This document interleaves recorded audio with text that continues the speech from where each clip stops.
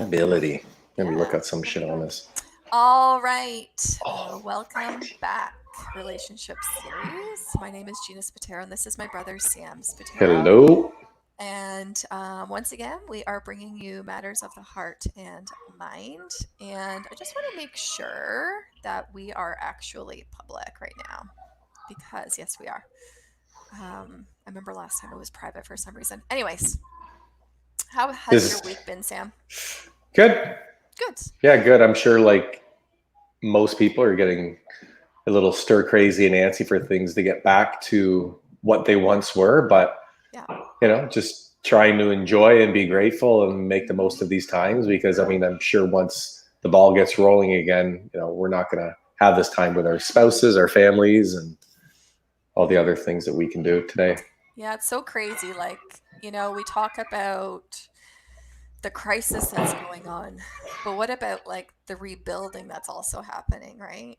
Which Yeah. is kind of like counterintuitive, but it's also a beautiful thing in the grand scheme of things, right? People are feeling more connected to their family, doing things and finding things out about their kids that they didn't even know, or even about their spouse. So there's some really awesome things that are coming out of this. But I mean, in the back of a lot of people's minds, there's still the question marks, right? And I think today's topic, sustainability, we kind of briefly, you and I talked about this because we were like, oh, what happens if there's like food shortages and da da da da da da? Who would be ready and be able to sustain that kind of notion if certain things do actually happen from all of this, right? The losses, the lack of, et cetera, et cetera, et cetera. So, the first thing is how would people create sustainability around food, water, and land? Who do you think would be able to sustain in an economy like this? Because let's face it, I really think that food prices are going to be jacked up. I really think, and we see it now. We see it now, and there's a limitation now. So when you go to a grocery store, it's like, oh, you only get one of this, or you only get two of these.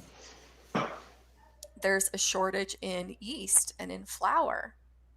Who would have thought? Do you know what I mean? So, how would families be able to prepare themselves if our necessities, these aren't needs, these are needs, sorry, these aren't wants. These are necessities of day-to-day life. How would people be able to sustain um, you know, the shortage of food, water, and obviously the lack of land for most people to create that for themselves? How do you foresee this? So, I mean, there's a few things. I mean, sustainability, I mean, can be looked at in multiple ways, but when it comes to resources, everything is always supply and demand. However, Mhm. right now, the focus should just be on the supply chain. So, Right.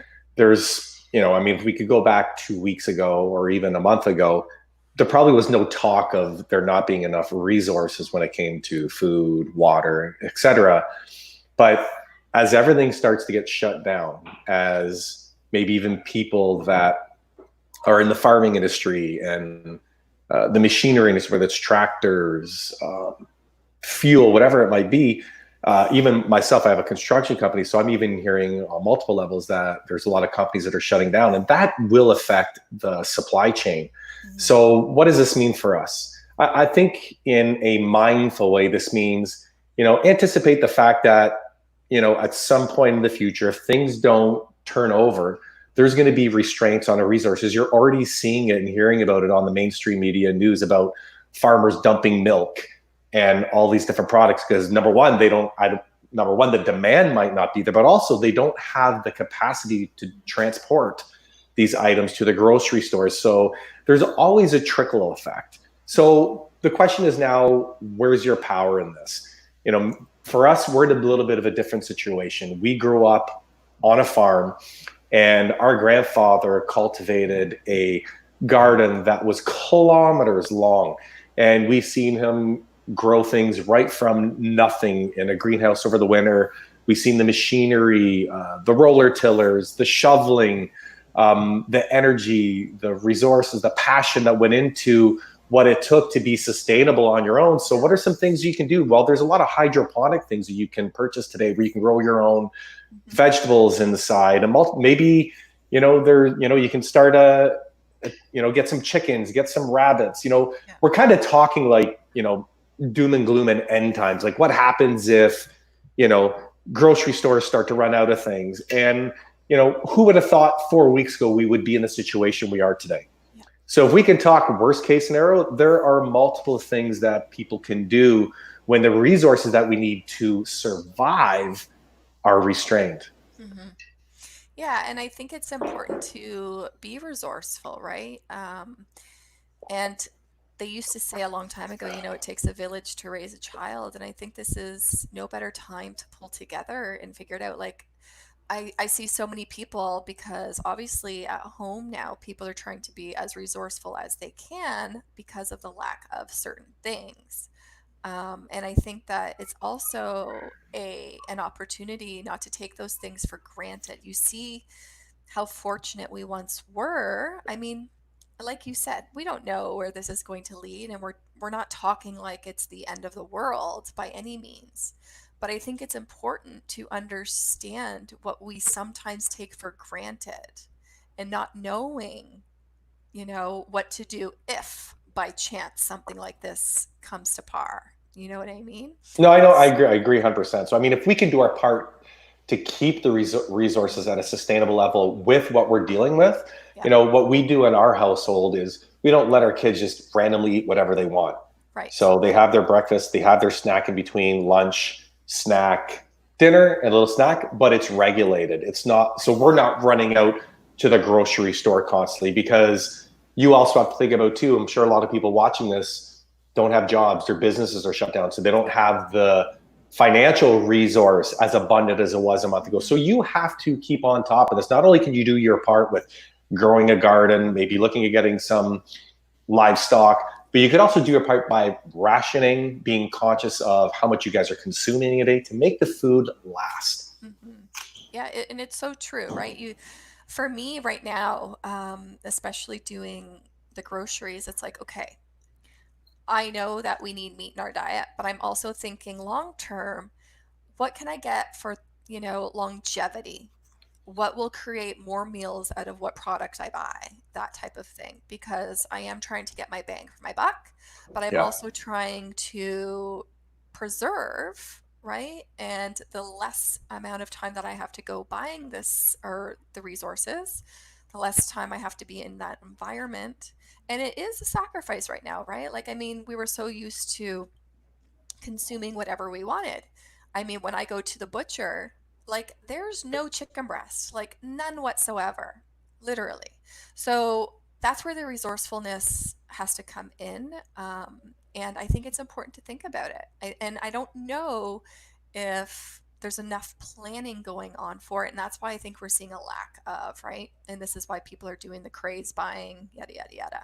Yeah, exactly. And if I could just add one thing to that Yeah, before we move on is there's no reason not to be resourceful. You can go on YouTube and learn how to make soup, 100%. make bread, make pizza. Like we made our own pizza doughs. Like guys, you don't like, this is about getting back to the basics, Yeah, because if there's anything that we've learned over this past month is not to believe what you hear on the mainstream TV. right, It's constantly conflicting. It's like right. a merry-go-round. It's almost like, when you start that broken telephone in dramatic arts class in high school, and by the time it gets back to the person, it's a completely different story. Nothing makes sense about anything that's going on. So what you need to do is use your own intelligence, your own intuition, and get into survival. And just make sure that what we're doing is we're always a month ahead.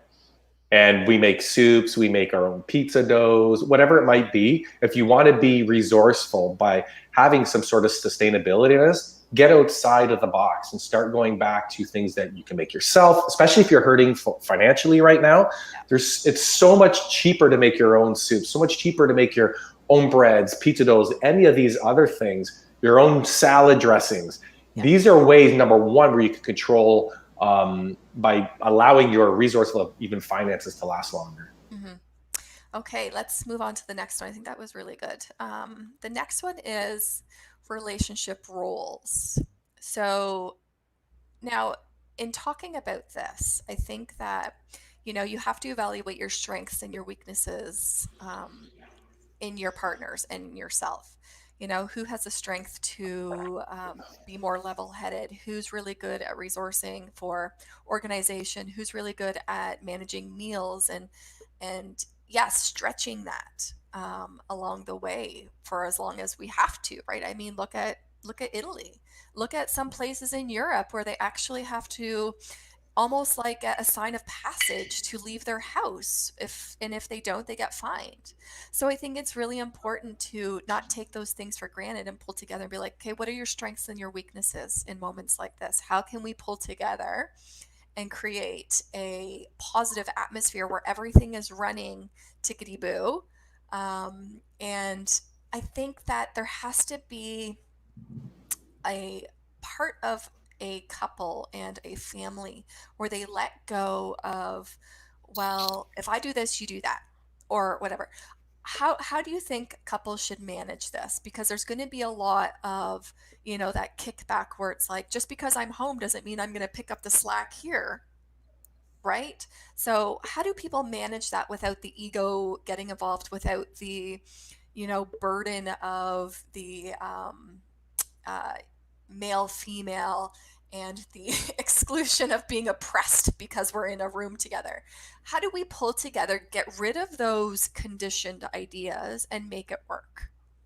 So I think there's a couple fronts on this, and it can do with money, it can do with food, it can do with the kids, their schooling, multiple different facets. And I always say that the best relationships are the ones that where both people understand what their strengths or weaknesses are, Right. and they both lead in opposite spectrums. So they feed off of one another, they complement one another. It's not a struggle of power, but more a cohesiveness of appreciating one another's strengths. Right. So I think that's the first and foremost the thing that needs to be established in today's society. It's like I always say this on here: relationships have become more of like a competition Yeah. rather than a complement to one Yeah. another. And now is the time to really get back into, it's just like a working relationship. Yeah. Your home relationship should be even twice as good, Yeah. twice as effective, twice as complimentary. I So agree. some things that we do, and when maybe even when it comes to schooling with our kids, is my wife is a teacher and she's really good with academics. But what I do find with my kids, if I notice that they're struggling and she's really trying and not breaking through, is I focus on their state, their psychology, bringing up their energy. And I find it's a really good relationship when it comes to teaching our kids, because I know how to pull them out of that crappy state, that low energy, by getting them to do specific things that they can come back and my wife can work with them and they're in a better state, solving that problem easier. So it's almost like, yeah, so we work together in that aspect. Maybe when it comes to money, someone's really good at budgeting, and really good at managing the finances, where the other one is the one who's really good at finding the deals and spending it. Well, be a compliment to one another in that. Mm-hmm. It's not that you both, no relationship, two people shouldn't, it's like a partnership. I have business partnerships. We don't do the same things, Right. right? We do things that complement one another. We know what our weaknesses are. We know what our strengths are. They don't need to be exploited, but appreciated and helped by building one another up, by supporting each other, by just taking on that role naturally. So that's what you need to do, whether it's with the finances, your kids, food, maybe even with your families and your loved Yeah. ones, your community, your businesses, work, whatever it might be. Like, my wife is having to teach from home right now. I can see the stress. I can see the uncomfortableness of trying to do something new. And, I try to support her by, once again, going into the psychology of, understanding what she's going through, but then by trying to help the project by focusing on what good can come from this. So Mm-hmm. you really have to be complementary to one another I in this agree. environment. I agree. What are some things that you can add that maybe you're doing, that could be beneficial for people? So I think, um, right now, I think that you have to assess yourself first and foremost. And I think you have to understand the work that you need to do on yourself first and foremost. So, mind, body, and spirit. Are you constantly having negative thoughts? Are you having ruminating thoughts of, fear around it? Maybe that's not a strength of yours where you can snap yourself out of it. Body, are you able to stay active and, lead in that sort of area within your household, because you are the example first and foremost. You can't expect your children to be active if you're not as well. And your soul, you got to reassess your state. And I think for me, I'm a routine type of person. I need to schedule things in my day. I need to feel organized. That's who I am. And as I stay organized, I know that the household will stay organized. Um, and it's leading by example, and not taking those moments for granted. So in this household right now, I do most of the shopping, I do most of the cooking, because I know it's my strength. And I don't lead with, well, it's your turn now. Because whoever else is in this household, they have their strengths, and I see that. And I am not in competition with it. It just is a balance, and it's finding that balance. And like you said, it's not having that competition with one another. It's serving, it's leading, and it's doing something that you know is a strength of yours, but also recognizing and working on those weaknesses, because there's no better time. You are left in a space with nothing but time. Nothing but time. So for us, yeah, it's just a complementary piece, right? Where I don't see any competition. I don't need to feel it. I don't feel like I need to burden anybody with that right now. I think it's just being a part of a whole right now and creating that whole. Yeah. So, Can I just want to add one thing? yeah, for sure. So one of my companies is starting back up tomorrow. And I already know that, because my wife has her job and plus she's trying to teach the kids and do all these other things, that Right. are going to feel there's that sense of uncertainty. Mm. So one thing I'm doing tonight is I'm going to have a conversation with all my kids and say, here's the rules. Right. Here's the boundaries. Here's Good what's for you. going to be expected. So you don't want to leave the person that's home, maybe even if they're not working and they're stay at home, whatever it might be, but it's a different environment and you're literally relying on one another, or maybe one person is relying on more than the other. Mm-hmm. Set the precedence, set the tone, set the example of what that your home life should be like. Right. And you're only going to strive for more. And if a lot of these things are carried out, there needs to be discipline, there needs to be consequences, because we are in a different world right now. Right. In so many multiple different ways. Yeah, I agree.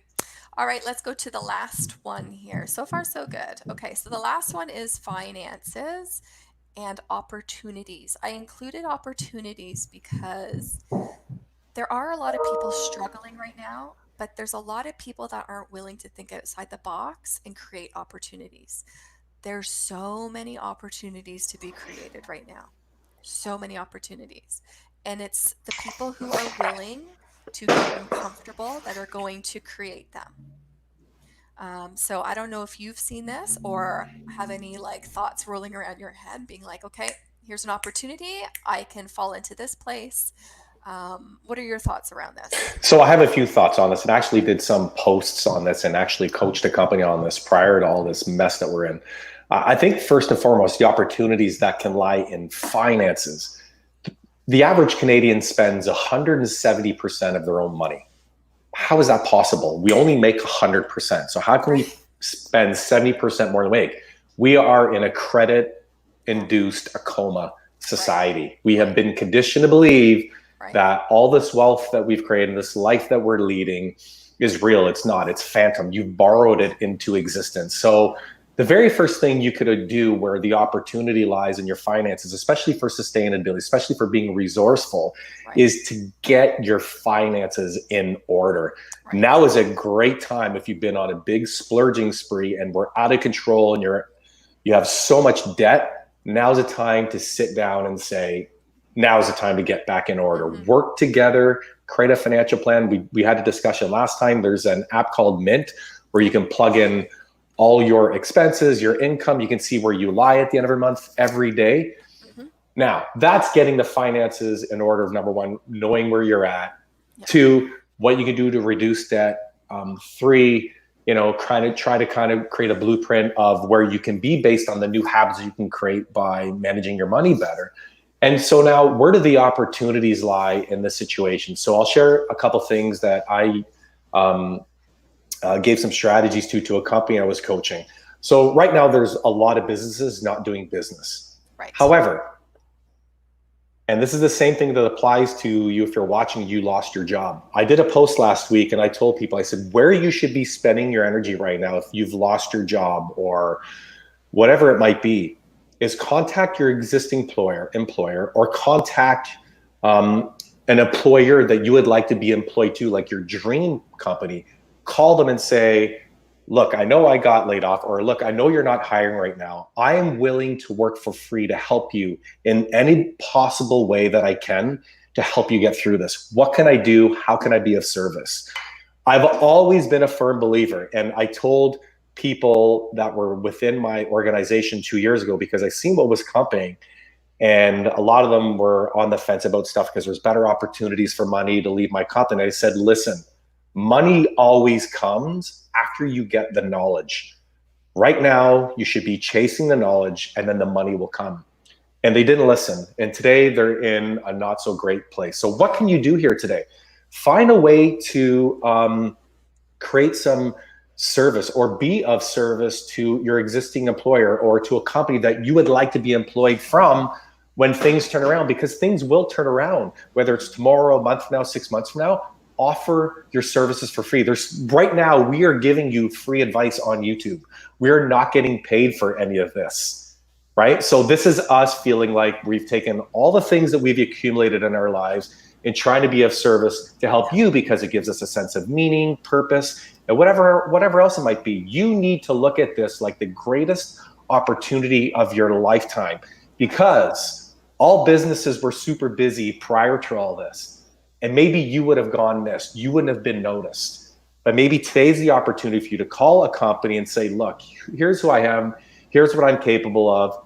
I don't expect you to pay me. I'm willing to offer you my services for free. What can I do to help you get out of this? That's one thing you can do. And I've also done that with a couple of companies that I coach. Yep. And they're taking that strategy right now to set themselves up for future companies that are their dream clients. And, that's where that lies up. But really right now, the opportunity is always in self-improvement.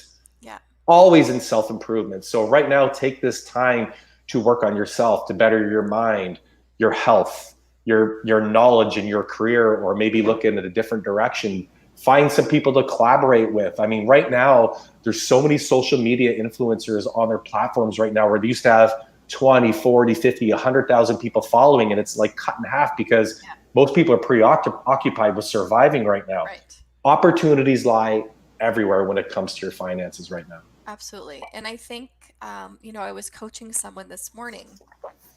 They had all these amazing ideas, and they didn't know what to do with them. They didn't know how to create that blueprint. So obviously we are conditioned to believe that we're not deserving of certain things. And I was telling this person, I said, well, why not you? Why not you? Because if it's not you, it's going to be somebody else. And it was like, oh, yeah, you're right. So here's my advice to people right now. My advice to you is search the needs. What are the needs right now?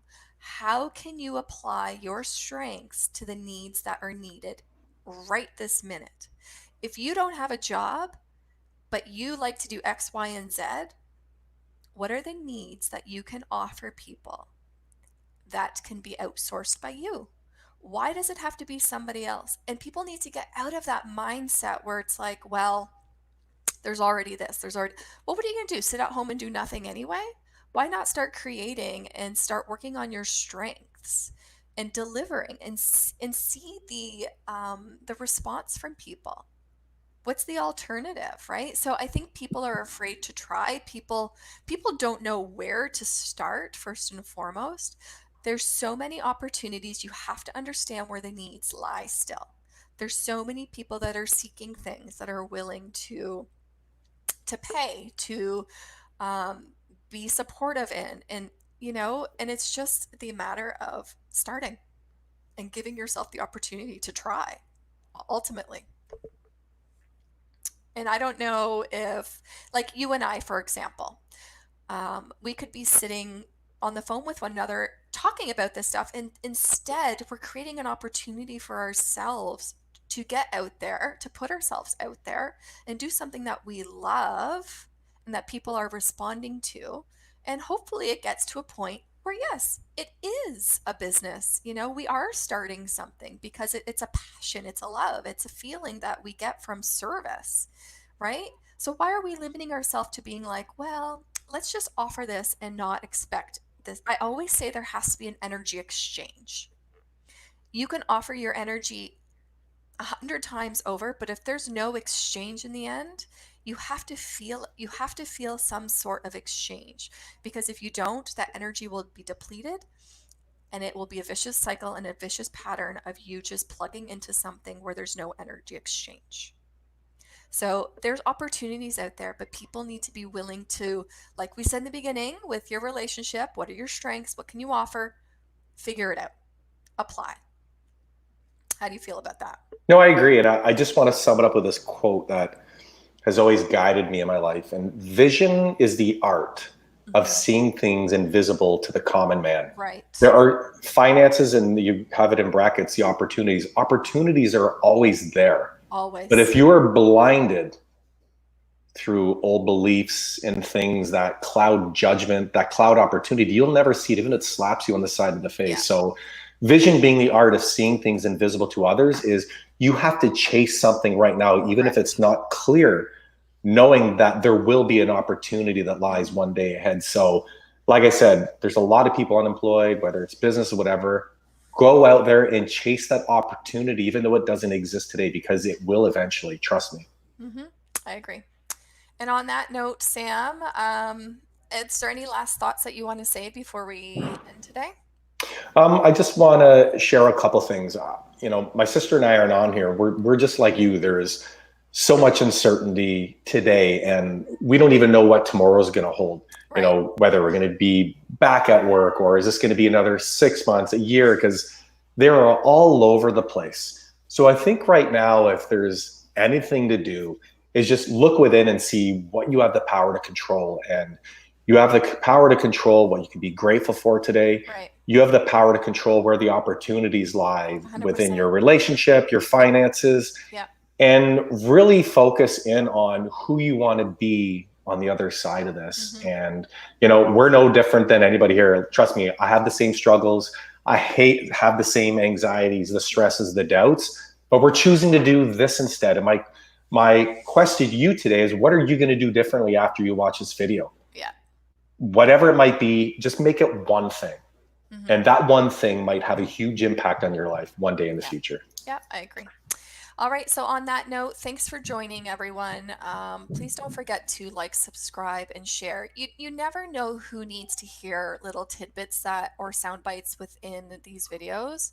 And it can change some of their mindsets. And that's what we're trying to do. We're just trying to recreate something that has been conditioned, the belief of not being enough, the belief of, well, can't be me.